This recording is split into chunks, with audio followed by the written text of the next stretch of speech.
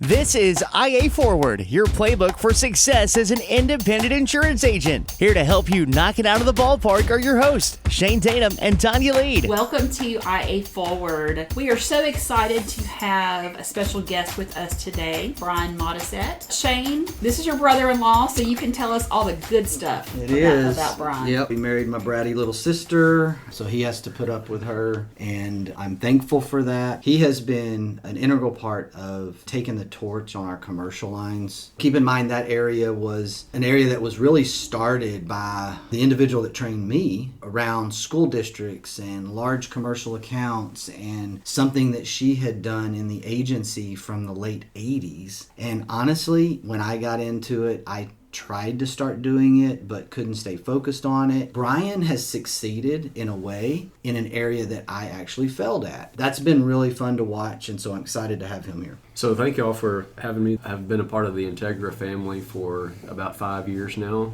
When I came on board, I was new to the insurance industry as a whole. However, I had a prior 8 years of experience in outside sales. It was a good transition just because it just so happened both companies worked with a lot of the same clients. So it was a familiar face. A lot of the same steps and procedures throughout the sales process, but just really a different product. We actually stole him from his dad. You did not? Are you serious? So he actually worked for his dad, who was part owner in a company in the copier printer equipment business. And it was kind of a taboo thing. Would love to have Bryan come over, but really not sure how his dad's going to feel about that. We kind of had to get the sign off there before we took that step. But what was unbelievable about it is when we actually started talking about, well, what would this look like? Because we were in a really bad spot. We were facing the pending retirement of the individual that created our commercial department. But as we sit down and start looking at it, and you look at the customers that Bryan knew and had worked with for years, 80% of the customers were the same that we worked with. And so it was like, oh, holy cow. He just walks in with a different product. So how great is this? And so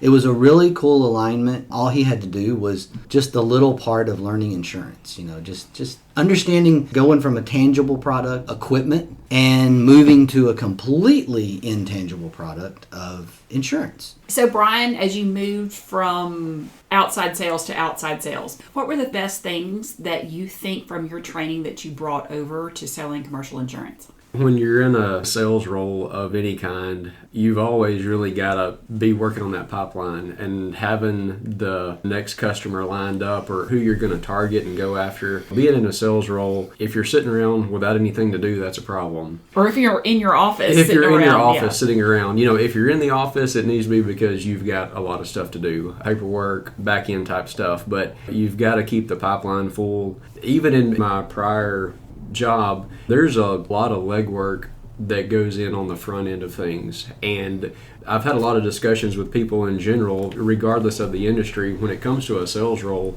you've got to be willing to give it a good 2 to 3 years of laying that foundation. And if you give up before then, you're giving up too quick. You're not ever going to reap that reward. So you've got to be willing to make a lot of sacrifices on the front end. Getting out there in our Texas heat when it's 105 degrees in August and you're sweated down, you still got to keep pounding the pavement and knocking on those doors. But just being persistent, staying in front of people. Just because somebody told you no one time, that doesn't mean don't ever walk back in there. And I'm not saying walk back in there every month, but every 12 to 18 months, don't worry them to death, but just kind of stay in front of them and let them know that I'm still here. I'm not going to give up, because the relationship with who they currently use, that could get rocky at some point. So to take that to the next level, say we're talking to an agency owner that is considering opening a commercial lines department, hiring somebody from commercial lines, and they're thinking to themselves, I'm just going to let them sell personal lines a little bit at the beginning to help them pay for themselves. What would you say to that person? My focus from the beginning has been on the commercial side of things, and I think that has played to my advantage just because I haven't had to cross over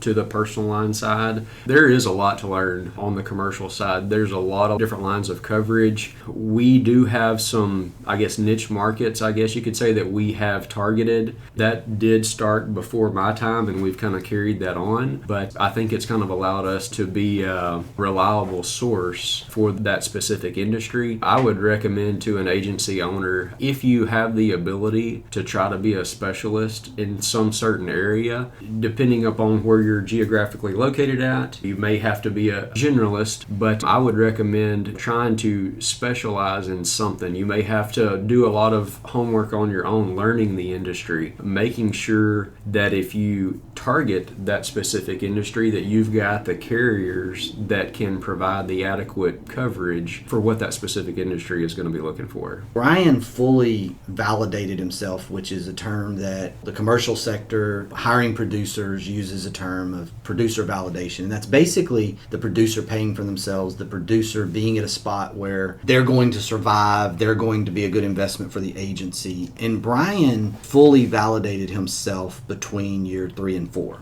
And that was taking over a book and adding to it, which is phenomenal. I don't know what the statistics say of what the goal is, but to be fully validated between year 3 and 4 is terrific. That's a fantastic thing. So now, well into year 5, he is kind of at a spot where he's really taking off, but he's not having to do the same amount of energy that you had to do in years 1 and 2. That would be correct, yeah. Yeah, I mean, you're doing kid extracurricular activity, you're having family time, you're going to the deer leash, you're doing things today, 5 years later, that most people would love to have from a work-life balance standpoint. And in years 1 and 2, it was nose to the grind and getting after it. What did years 1 and 2 look like for you? A lot of time behind the wheel, pounding the pavement, knocking on doors, trying to really get in front of as many people as possible, just to try to get the Integra name out there, get my name out there as a insurance advisor, really just trying to stay in front of people. When I got the opportunity to truly sit down and discuss insurance with people, following through with what we said we were going to do. But yeah, just a lot of pavement pounding the first couple of years. What was the percentage of cold calls versus appointments that you were making? I would say initially it was probably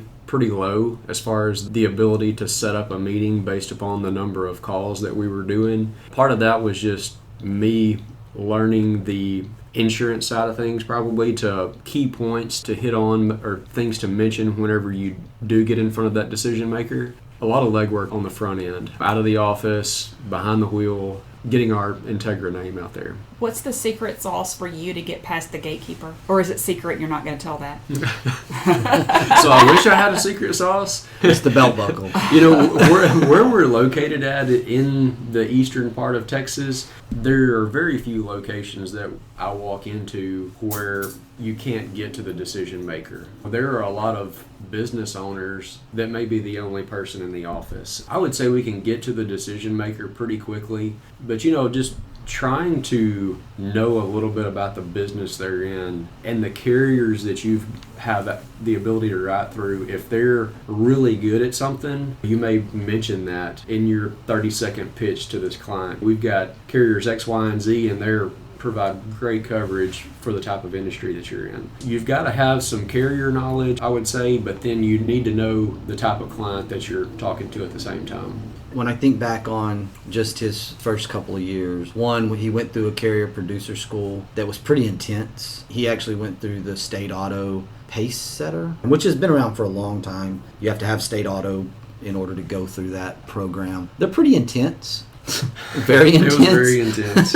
You know how I am about certificates and plaques and things like that. I'm not real rah-rah about stuff like that. Bryan would probably put his pace setter certificate ahead of his college degree diploma in terms of notoriety. That spoke to the intensity of that program. There was a lot of technical knowledge that came out of that program too that was really good. And look, quite honestly, there's other programs. I'm not just a single carrier advocate here. There's multiple programs. Liberty Mutual has a fantastic program. Hartford has a great program, I think, still out there. The thing is as an agency owner, when you go into hiring a producer, the two things that come to mind for me. One, you don't want them to give up too soon. which means you need to be prepared to fund them long enough for them to see that success. I think that's really critical. That was really easy for us because he's married to my sister and he was going to succeed. But in all seriousness, I was committed, regardless of his relationship, that we were going to fund this through once we knew we had the right person. So once you know you have the right person, it's a great culture fit, it's the right talent, that's all the skill set that you need, then you need to be ready to fund that, to let them go through the validation process. That's one thing. The second thing is you don't have to do this by yourself as an agency owner, because there are some really quality producer schools, training mechanisms that are out there that can help you help your new producer go through this process. And that was something that I think I was fearful of for several years, until we actually tried it, and it's like, this is pretty good. This is going to be okay. I don't have to do this myself. I can keep working on the business to keep the business moving forward while my new producer is going through the things that he or she needs to go through. Looking back, what is something that you wish you would have done differently? Looking back, and I know this is hard for a new agent, but really having a good understanding of the appetite of the companies you have the ability to write through. You can chase a lot of stuff that you just don't have the ability to write. And it may look great because it's a huge account and you're going to spend a lot of time going through that back-end underwriting process on that. But if you don't have the right companies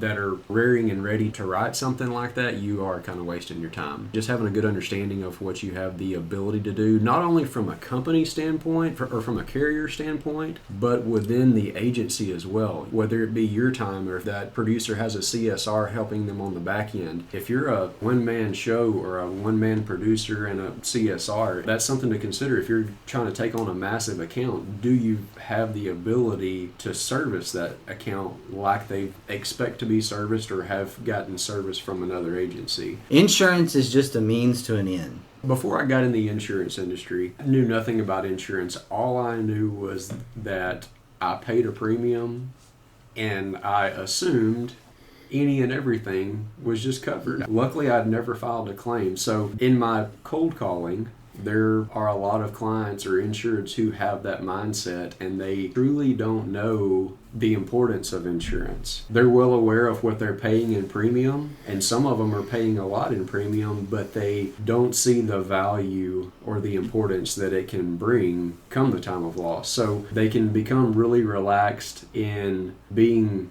forthcoming with all of the operations of their business, for example. There's this mandate thing in commercial as well, and we've talked about mandate, about personal insurance, but a lot of business owners, a lot of contractors, they're operating by contract. The contract terms require they have a lot of insurance coverage. Even things that you question, like, do they really need that? And that's their issue. But they want to work in that mill or for that general contractor or whoever, that municipality. And that contract dictates the insurance coverage that they have to get, not necessarily what they should get, which makes that mandate feeling. But what they don't understand, because they haven't experienced a claim, thank goodness, is how close they are from bankruptcy with the wrong insurance coverage. When it kind of comes to contractors in general, in a lot of cases, these are going to be your excess and surplus lines type policies. There are going to be class limitations. You're correct. They are just one denied claim away from being bankrupt.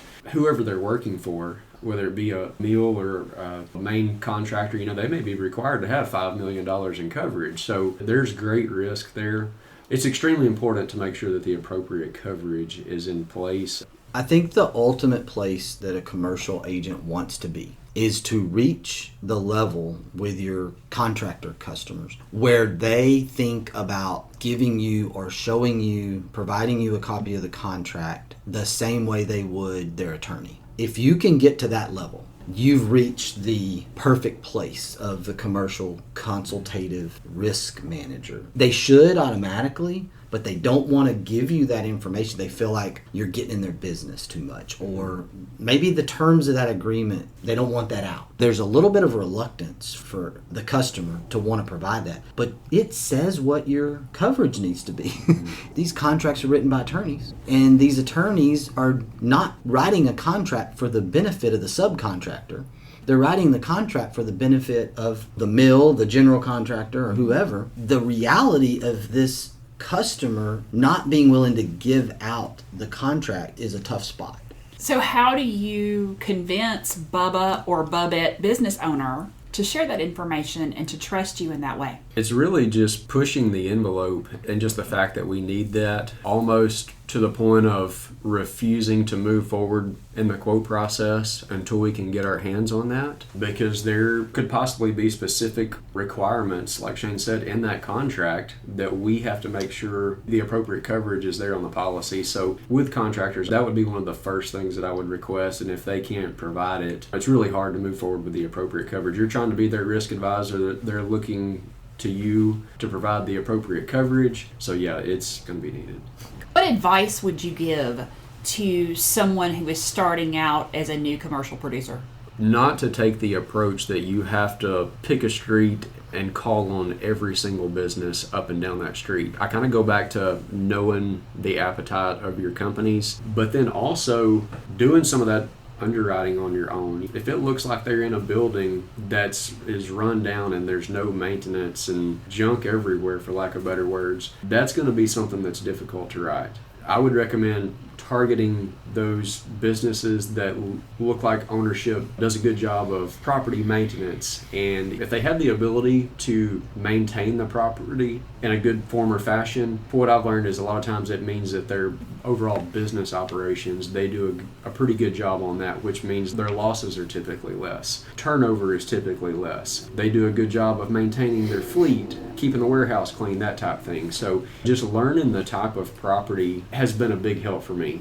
One of the things that I've seen over the last few years has been larger agencies having a minimum commission on whether they will pay their producers or not pay their producers based on certain size accounts. Right. How do you feel about that? I'm not necessarily a fan of that. Everybody needs insurance. A lot of the larger agencies, they have put a focus on the larger accounts. And that's great whenever you win the account. But whenever you lose one of those, it hurts deeply from a revenue standpoint for the agency. What seems to happen a lot, even in our area here, those larger accounts that everybody wants to get, their door is being knocked on pretty much on a daily basis. Not saying this happens always, but the insured will kind of transition from being coverage concerned to now they're just concerned about premium, and they tend to shop that each year. And so that relationship between the producer and the insured, I found that there's not much of a relationship there. So everybody needs the insurance. The $200,000 accounts are great, but you lose one and you've lost $200,000 in premium. Not saying to go after the $1,000 in premium stuff, but if you can spread that risk out a little bit and focus on those 10, 20, 30, 40,000 ones, when you lose one, you're not hurting near as bad. Yeah, I love hitting singles and doubles. If you hit a home run every now and then, that's great, but the higher average singles and doubles, and we kind of have a little bit of a story there. We had a customer that we wrote small BOP policy for in the late 2000s. I think it was around a $2,000 or $3,000 BOP policy. And up until just a couple of years ago, the point that it was acquired, the company was generating over $250,000, something like that, in premium a year. So we literally grew up with that company. It's just one of those really cool stories. My issue is that when you pass on that $8,000, $4,000 account, you never know which one of those accounts turns into a $50,000 account or $80,000 account. I kind of hang our hat on that, of why we do small business and diversification across like the revenue side. I read one time an article about a guy that had built his agency on 6 accounts. The accounts were averaging $2 million in premium. You know, he wrote $12 million a year in premium. It was 6 accounts. Can you imagine losing one of those accounts? That's going to create a ding in the revenue. Right. You know, sure. And so it's not a sustainable model. Most of the agents that are out there are small, medium-sized agencies, and that hurts when you lose big accounts. So we're thinking Moneyball insurance. Absolutely. You know, and I would recommend, you know, once you get the account wrote, you've got to continue to stay in front of the customer. We will try to get in front of everyone, whether it be quarterly or midterm or whatever. I call them annual checkups, but going in there 30 to 60 days before the renewal. And I know you can't do this on every account, obviously, but we kind of have a threshold. If the account is larger than X in premium, this is something we try to do for them. But a lot of times they have not been accustomed to that. So they see the value that you're bringing to the table. I've had a meeting with a customer yesterday. We wrote their business 3 years ago. They were with a local competitor. They had been there for over 30 years with the same agency. They had never shopped their coverage, and they just kind of always took it that they were covered correctly. When they moved their business to us 3 years ago, at that point in time, it had been about 3 years since their agent had stepped foot in their door. They had just added on 15,000 square feet to their warehouse. Their agent had not been by to discuss the renewal, ask if anything had changed. They were going to be drastically underinsured, set up for a co-insurance penalty if they were to have a claim.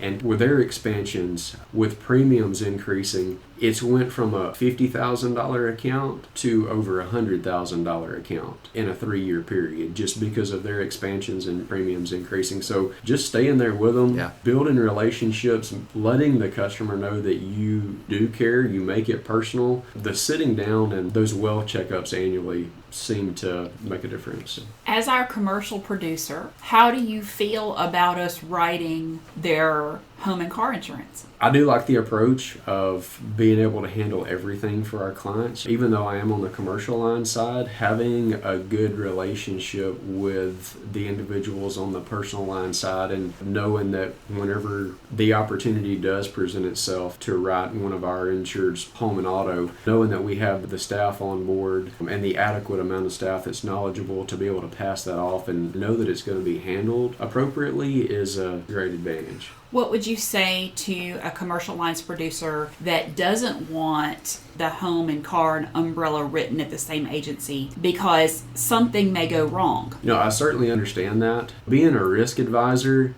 I think you're always better off if you're aware of everything that your client does. Try to be a risk advisor for everything that they do. Otherwise, you do have a great opportunity for there to be holes in coverage and so forth. So I understand both sides, but if the customer is straightforward and honest with you about everything they do, I think it makes things a little easier. I have agents ask me about client gifts. What are your thoughts? What do we do? What do we spend? I've seen everything, not just stuff that we've done, but other agencies. I've seen things from fruit baskets to things like tumblers and cups and mouse pads. From an insured standpoint, I think they like to see the leave behind stuff sometimes, whether it be pens or cups or whatever. I'm kind of a fan of the things that get left on the desk, that when the insured sits down, the things like the tumblers or the pens, I feel like there are certain items that have the ability to walk away and your brand is not sitting there. So I would kind of say anything that you feel like is going to be left in the office and in front of your clients for your agency name to kind of be in front of them all the time.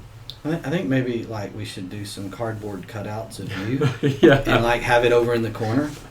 I never, just like thinking out loud right here. I think this is fantastic. This is a good idea, right? Yeah, absolutely. And just, hey, we're going to set this here. I'm here. Just give me a call. Just give me a call if you need me. Yeah. Holding his business cards. I love it. With the QR code. That's awesome. There we go. So what's the best piece of advice you've ever been given? If we're talking work related here, I know everybody wants to be successful in the workplace, not only so you can stay employed with your employer, but I know most people work to be able to provide for their family, or there may be things that they want to acquire. I don't know that there's ever been any one thing that stands out that's been said to me, but just always trying to work hard. I know that's really simple in itself, but just continuing to strive to be better. There is no substitute for hard work. I feel like it's always going to be difficult. If you're looking at yourself, comparing yourself as an agent to another agent, it's always difficult to beat somebody that's a hard worker. If you get relaxed in what you're doing, you can kind of see this with agents, and not just in insurance, but in anything. As people kind of age and get closer to that retirement age, they kind of start to put it on cruise control. And even in my prior job, when they get relaxed, you have the ability to take a lot of business from them. So just continuing to strive and work hard. It's hard to beat somebody that's a hard worker. What's the best compliment you would give yourself? Whatever I say I'm going to do, I try to do that. If I tell a customer, hey, I don't know the answer, but I will find out for you, just not taking 2 weeks to get back to them, making it 24 to 48 hours. And if I don't have an answer at 48 hours, let them know that, hey, I'm still working on this, but doing what you say you're going to do. In today's world, we have a major lack of follow through, so that would be something that I try to do. So I'm going to let you close us out with your favorite quote. The real you is what you do when no one is watching. Attitude's a choice. Make a great one. Bye, y'all. Ready to get the ball rolling with your independent agency? Learn more at IntegraAgent.com. That's IntegraAgent.com. Thank you for joining us on IA Forward. Make sure you never miss a show by clicking the subscribe button now or learn more at IAForward.com.